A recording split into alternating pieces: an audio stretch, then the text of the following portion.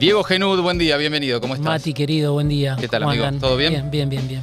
Bueno, ¿qué pasa con el doble comando en el gobierno nacional? Tenemos un presidente, Javier Milei, pero el jefe, tal como Milei dice, es Karina. ¿Quién es Karina? ¿Qué está pasando con esa relación? ¿Y qué rol tiene hoy Karina Milei en el gobierno nacional? Sí, es interesante siempre pensar que el desconcierto, la desorientación pega adentro de las filas de La Libertad Avanza, ¿no? Para los que estamos lejos de ese mundo, me decía gente que vivió todo lo que pasó la semana pasada en el Congreso, la querían nombrar a Marcela Pagano, a la periodista que es diputada de La Libertad Avanza, en la Comisión de Juicio Político, que es una comisión sensible. Sí. Pero ahí se cruzaban un montón de disputas.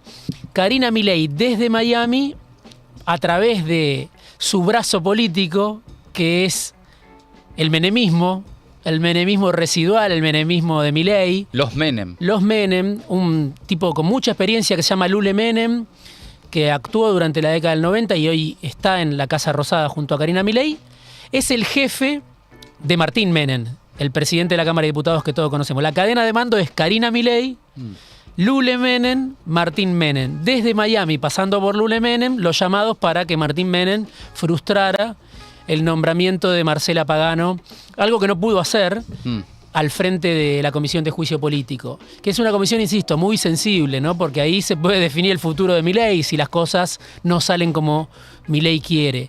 Y el desconcierto es porque Milei mismo, el presidente, había autorizado ese nombramiento. Se lo había dicho a Oscar Sago a través de un sticker. ¿Me podés contar eso? Que lo mostraba así a Milei. Milei responde con un sticker de Milei haciendo sí. Parece que Milei es de pocas palabras y mucho sticker y mucho emoticón. Sticker de él mismo haciendo pulgarcito para arriba. Pulgarcito para arriba. Que Sago interpretó como un ok.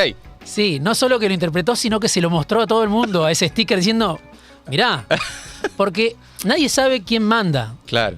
Entonces, el problema es entre los hermanos, aparentemente. Obviamente son una sociedad, Sin obviamente trabajan juntos, pero Karina tiene criterios distintos a los que tiene el presidente. Karina es el jefe, según dice el presidente.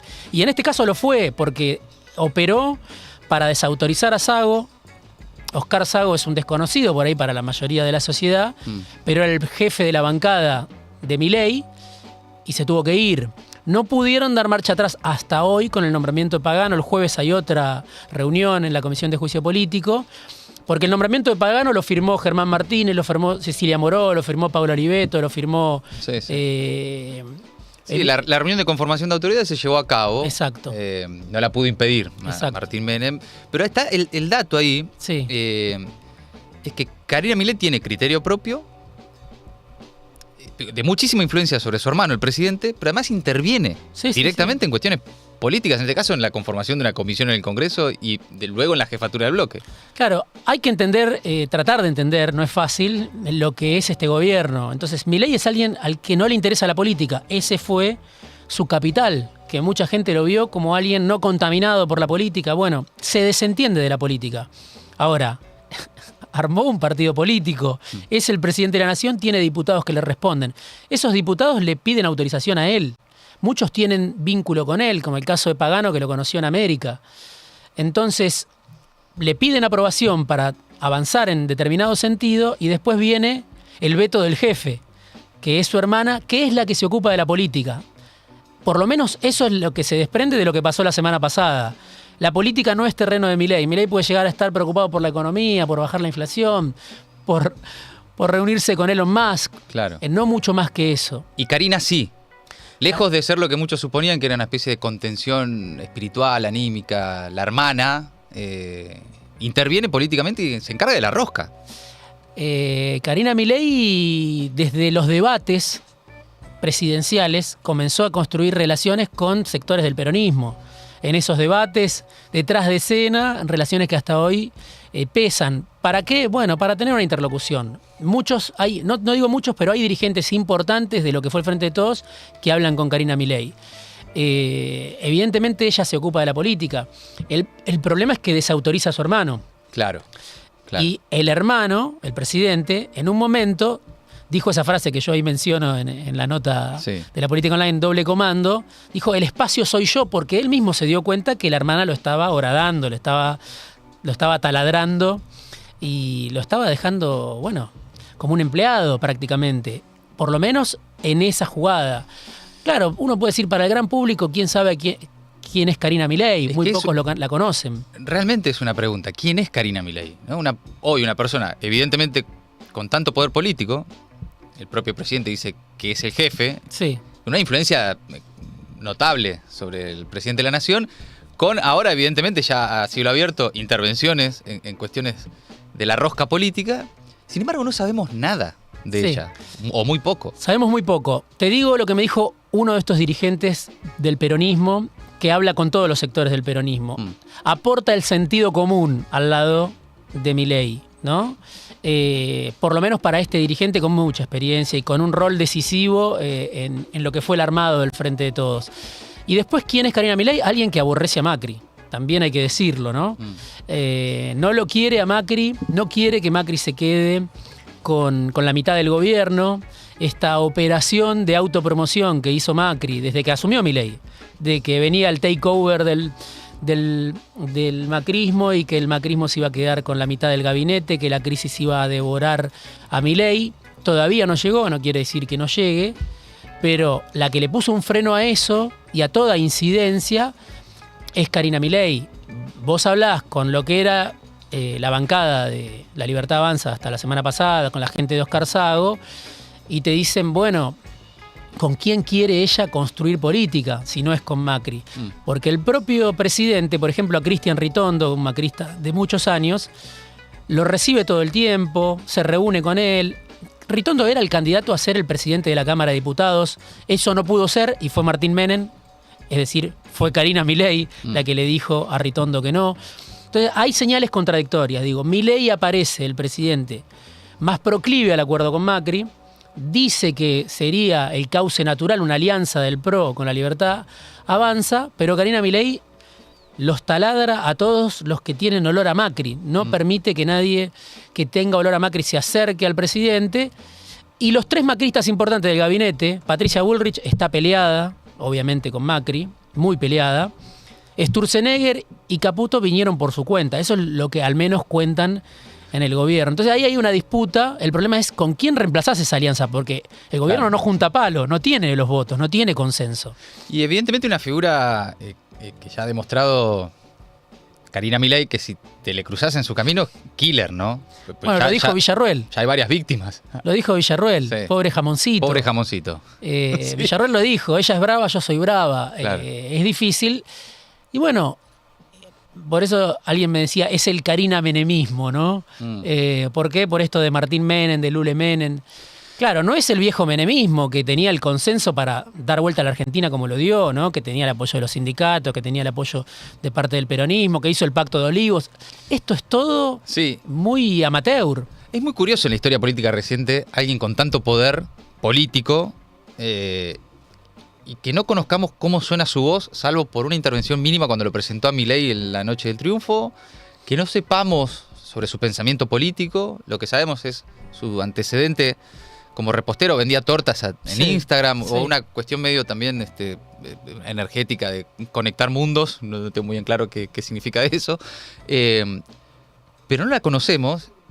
Y es una persona de mucho poder político hoy en Argentina. Es una persona de mucho poder político, porque desautoriza al presidente. Claro. El presidente dice algo y ella dice otra cosa, y bueno, miden fuerzas y se impone ella, por lo menos esto. Hoy no tiene más jefe de bancada La Libertad Avanza.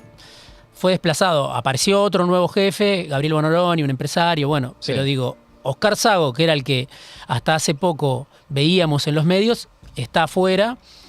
Y no solo Oscar Sago recibió ese mensaje con Milei, el sticker, el pulgar arriba, sino que también Milei le dijo a Marcela Pagano, quédate tranquila, vas a ser vos la presidenta de la Cámara de Diputados. Después, bueno, hubo un terremoto en esa comisión, ¿no? Porque era el propio presidente el que quedaba como un cero a la izquierda.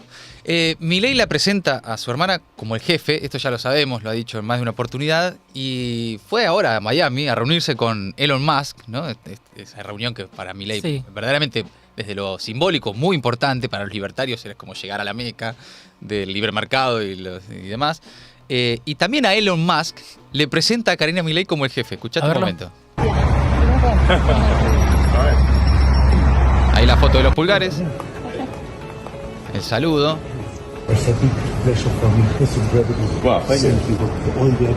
Gracias por todo lo que haces. Le dice Milei. This is the sister of the president. My sister. Boss. You want to take some photos? Okay. The boss. Bueno, y Elon Musk, tipo meet and greet, ¿quieren sacarse una foto o qué hacemos? Pero bueno, le presenta. Sí. It's my sister, the boss, le dice, ¿no? A Elon Musk. Sí. Él obviamente fue el que inventó ese apelativo, ¿no? Sí, o sea, fue él el que le puso el apodo, pero ahora uno empieza a decir hasta qué punto le conviene a Milei esto, ¿no? ¿Por qué decía lo de la Comisión de Juicio Político?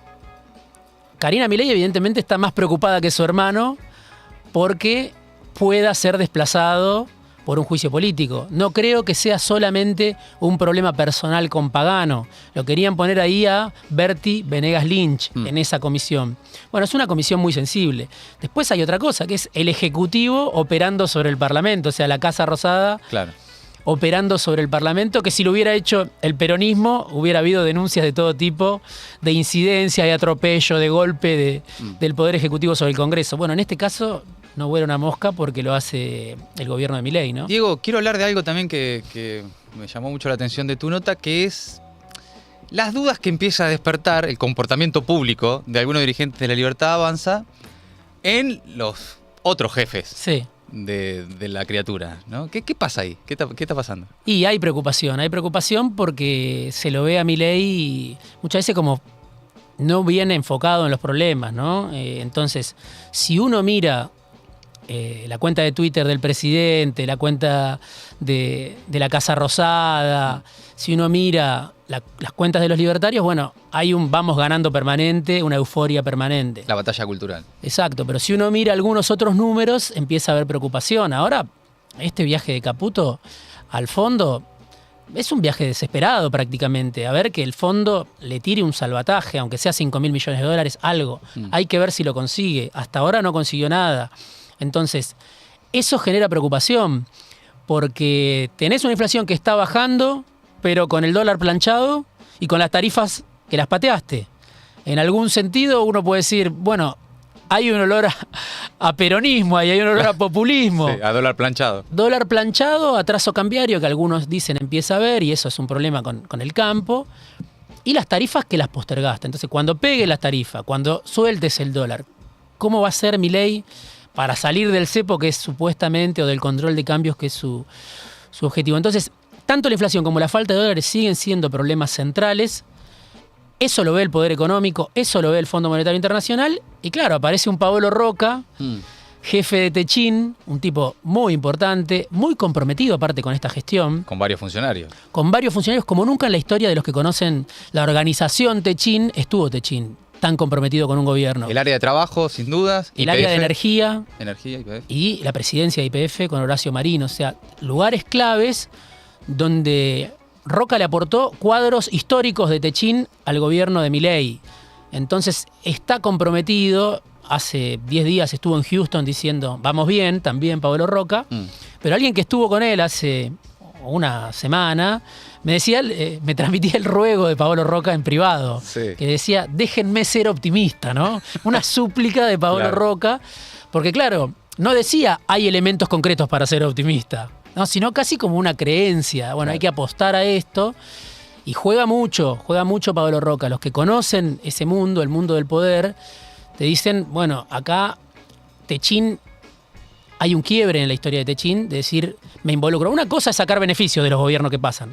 Esa es la clásica del grupo Techin y de otros grupos económicos. Históricamente. Otra cosa es decir, estamos en el gobierno, Sí.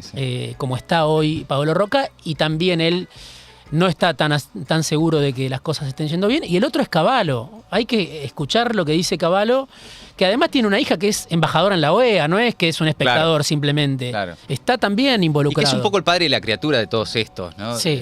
Los Caputo, los Sturzenegger, digamos, ¿no? Total. De allí vienen, de esa escuela vienen. Total. Y está avisando que Está avisando, atraso cambiario otra vez, no podés tener el dólar devaluando 2% cuando la inflación es del 10, es del 11, eso tarde o temprano puede terminar una devaluación brusca, se ajustan las variables, la devaluación te la hace el mercado, cosas que las vimos mucho en los últimos años con Macri, la vimos también con el Frente de Todos, y el otro tema es la recesión. O sea, la recesión es tan profunda, la caída de la actividad, la plata que no alcanza, la caída del consumo, que hasta Cavallo se asusta, ¿no? O sea, hay que tomar dimensión de que hasta él dice, te estás yendo al pasto, ¿no? Con esto. ahí parece haber, viste que se conversa mucho y lo hemos hablado nosotros también, y hay un montón de encuestas al respecto de cuánta tolerancia social hay al proceso de ajuste, brutal ajuste, y que vos describís también en tu nota como algo que está pegando fuerte en los barrios, en la clase media, etcétera. Hay menos cartón en la calle, por ejemplo. Sí. O sea, lo ves. Obviamente pega el ajuste. Las filas en las iglesias, las filas en los comedores, gente que está yendo a morfar por primera vez a un comedor. Esto me lo decía alguien de la iglesia, gente que hace 1 año, 2 años miraba con desprecio, con desdén al que iba al comedor, hoy está yendo al comedor, ¿no? O sea, es gente que se está cayendo del mapa. El gobierno lo sabe, por eso también aumentó el UH para tratar de contener un poco, pero el ajuste es tan brutal que bueno, no se sabe. Justamente la pregunta es esa, ¿hasta cuándo aguanta? Sí, incluso celebran que la UH ahora se cobra sin intermediarios, solo que a través de Mercado Pago. Sí. Es otro tipo. Cambiamos intermediarios. Galperín. Pero digo, está esta pregunta, ¿no? Ante ese panorama social, ¿cuánta tolerancia hay? Ahora, me parece que el principal obstáculo, por todo esto que estamos charlando, que tiene hoy el gobierno de Milei, no es tanto la tolerancia social al ajuste, sino la confianza del sistema financiero y del establishment. Si considera que puede lograrlo o no. El programa que tanto se le pidió al peronismo, y con razón podemos decir, no había un programa, había un vamos viendo. Bueno, este gobierno no tiene programa. Tampoco lo no hay un programa, no se ve cuál es. Lo que hay es un dólar planchado, un ajuste muy fuerte en tarifas, y después es patear para adelante pagos con los importadores, las empresas, los generadores de electricidad también, hay una deuda, con los generadores, no con los distribuidores que son Edenor y Edesur, que esos le deben a la cámara que distribuye la energía, que es Camesa, sino los generadores. Hay empresarios pesados que generan la energía en la Argentina y que tienen una deuda muy grande por parte del gobierno, que apoyan al gobierno.